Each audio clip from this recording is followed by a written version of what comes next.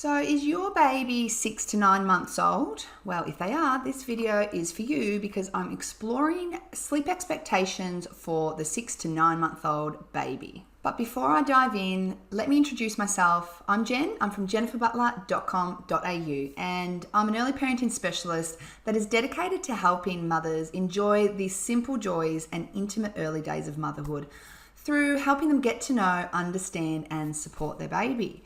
So if that sounds like something that you would love to hear about, then please hit subscribe, tap the bell so that you're notified of when I release my new videos once a fortnight on a Tuesday. So number one is your baby around the age of 6 months is going to develop something called object permanence. Now what that means is that they understand now that you exist without you being in their direct vision. So how this can impact on sleep is that they now understand that if you're not present with them, that they want to call out for you so that you return to them. And it can be the beginning of separation anxiety. So not all babies experience separation anxiety, but depending on your child's temperament, can depend on how they manage that. But certainly something that does come up is the object permanence. And so it's great to understand that they have this new developmental milestone, that they've reached it, so that you can allow for that when it comes to sleep. So on the topic of development, another huge advancement in their development is the fact that they're way more mobile. So most 6-month-olds will be able to roll both ways, and between the ages of 6 to 9 months, they get even more mobile. You'll start to have the crawling babies, the babies that are pulling to stand. So when babies are going through huge developmental changes, it impacts on their sleep. And I'm going to do a video on development alone another time. But know that as they are becoming increasingly more mobile, it can impact on their sleep in terms of how well they sleep. It can also improve their sleep because a more mobile baby has a better chance of finding ways to be able to soothe themselves, whether it's changing positions from being a back sleeper to a tummy sleeper or a side sleeper. They've got a bit more versatility. So definitely gross motor skills though will impact on sleep during the 6 to 9 month age group. So another thing to think about with the 6 to 9 month old is the change in nap times and the amount of naps they have in a day. So during the 6 to 9 month period, your baby is likely to drop their third nap and consolidate that third nap into 2 naps. Now that might look like 2 longer naps. It all depends. There's different expectations depending on your child and how much they sleep at a time. But usually they have 2 longer naps that are spread in the morning and 1 in the afternoon. So that third nap will tend to disappear. The other thing that you can look at in terms of nighttime sleep is that your 6 to 9 month old should be able to and capable of consolidating quite a long stint of sleep. If they haven't already done this, it could be something that emerges during this time, especially once they start on solids.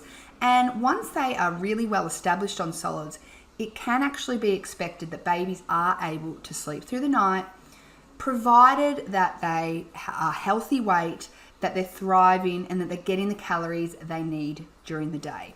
This doesn't mean that babies will just instantly sleep through the night.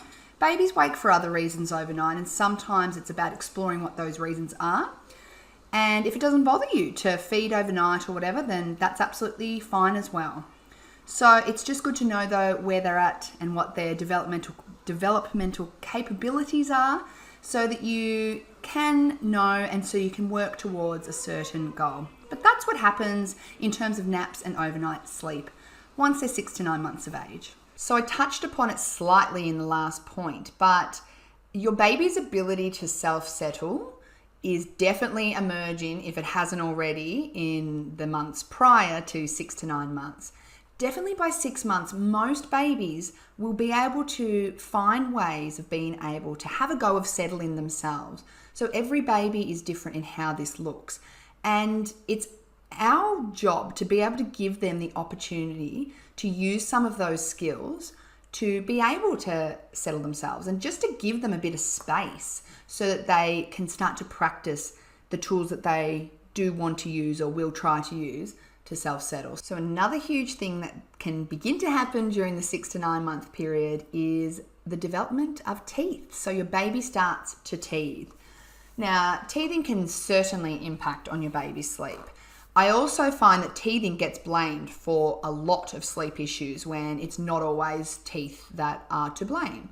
So it is a balance of understanding that when your child is cutting a tooth, when there is a tooth visibly coming through the gums, that certainly causes a lot of discomfort. And it doesn't mean that when there's movement, there's not discomfort, but it isn't necessarily the only thing that's impacting on sleep. So it's worth exploring all your avenues or all the issues that can impact on sleep to make sure that it isn't something else and that the movement of teeth is what's being blamed. So, and keeping up pain relief when those teeth are cutting will definitely improve your baby sleep quality. And I'm going to do a video on teething alone and how to manage it. So stay tuned for that one. And when I do release it, I will definitely link it in the notes below as well. Anyway, there you have it. There are my top 5 tips on what to expect with your 6 to 9 month old's sleep. I hope it's been useful. If it has, then please comment below, give me a like, and don't forget to subscribe to my channel so that you don't miss out on any of the videos that I release once a fortnight on a Tuesday. Thanks so much for watching, and I'll see you back here in another fortnight.